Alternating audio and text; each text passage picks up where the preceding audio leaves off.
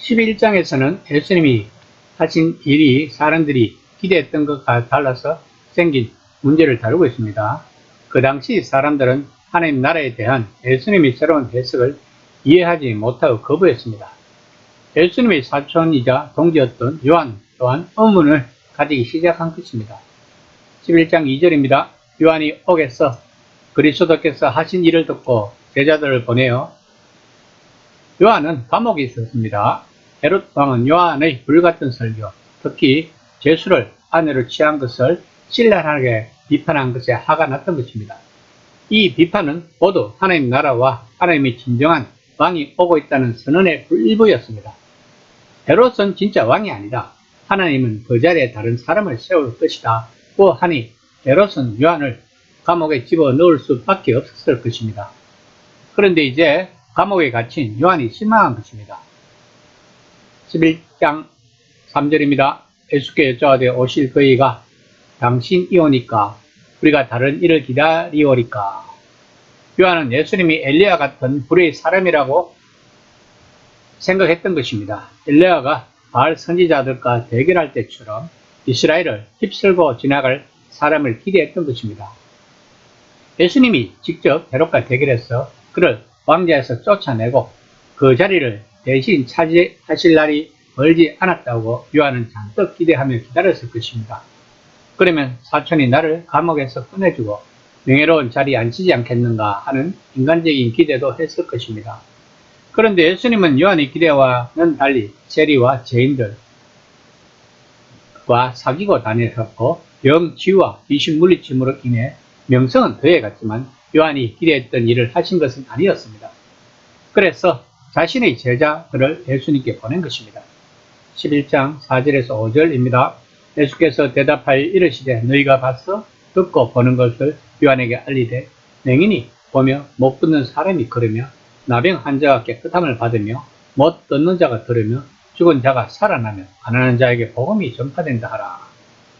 예수님은 자신이 하늘에서 불을 불러오는 엘리야 같은 존재라고 생각하지 않으셨습니다.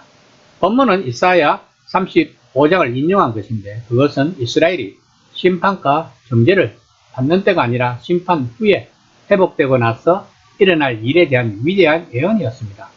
즉 예배가 끝나고 눈먼 자와 다리 저는 자가 치유되고 하나님의 백성은 마침내 해방될 것이라고 말씀하고 있는 것입니다. 이것이 구원의 개념인 것입니다. 예수님은 요한이 생각한 것보다 한 걸음 앞서가고 계셨습니다. 요한은 예수님이 심판하시기를 원했습니다.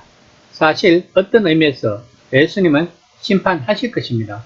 그러나 심판 이후에 오는 자비가 슬픔의 시간 이후에 오는 치유가 이미 다가오고 있었기에 그 일을 시행하는 것이 바로 예수님이 하실 일이었습니다. 이것이 바로 예수님을 통해 마태가 전하는 메시아의 주요 임무였습니다. 쿰난에서 발견된 사회사본 중 하나를 보면 메시아가 오면 병든 자를 고치고 죽은 자를 살리고 가난한 자에게 좋은 소식을 전파할 것이라는 등의 예언이 들어있다고 합니다. 그런데 예수님이 그러한 일들을 직접 하셨다는 것입니다. 악한 자들이 심판의 메시지를 싫어하는 것처럼 때로 선한 자들도 자비의 메시지를 싫어합니다. 악한 자들이 심판의 메시지를 싫어하는 이유는 그것이 자신들을 겨냥하고 있다고 생각하기 때문이지만 선한 자들이 자비의 메시지를 싫어하는 이유는 사람들이 악한 일을 하고도 대충 넘어가게 될 것이라고 생각하기 때문입니다. 하지만 예수님의 메시아의 사명의 핵심은 자비이고 오늘날 교회가 하는 일의 핵심도 여전히 자비여야 한다는 것입니다.